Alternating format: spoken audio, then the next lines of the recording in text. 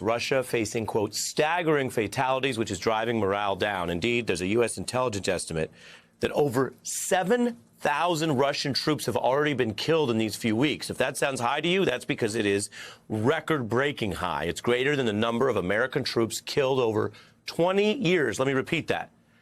This Russian loss over 3 weeks is greater than the number of Americans killed in over 20 years in Iraq and Afghanistan combined. Those are punishing losses even for a great power which has a large army. The Times citing intelligence that this is driving low Russian morale, which makes sense. Some of our guests just mentioned that.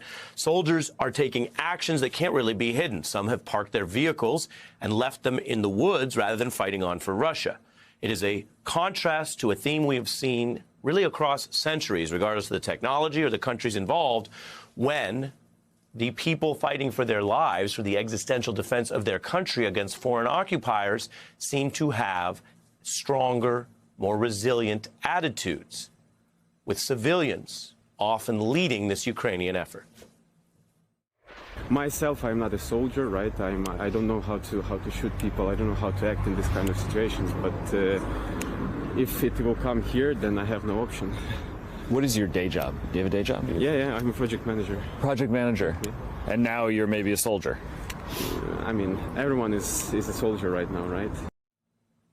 Everyone's a soldier right now, and the proof is in the results. Many of the people who stayed back are fighting. The Wall Street Journal reported on that dramatic and decisive defense of a key town near Odessa. The mayor worked with civilian construction crews.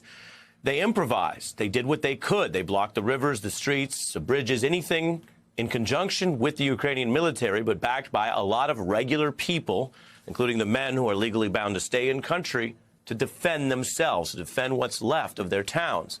Volunteers also used messaging apps to send the Russian tank coordinates over to the Ukrainian military. Again, a concrete example of this military-civilian hybrid defense.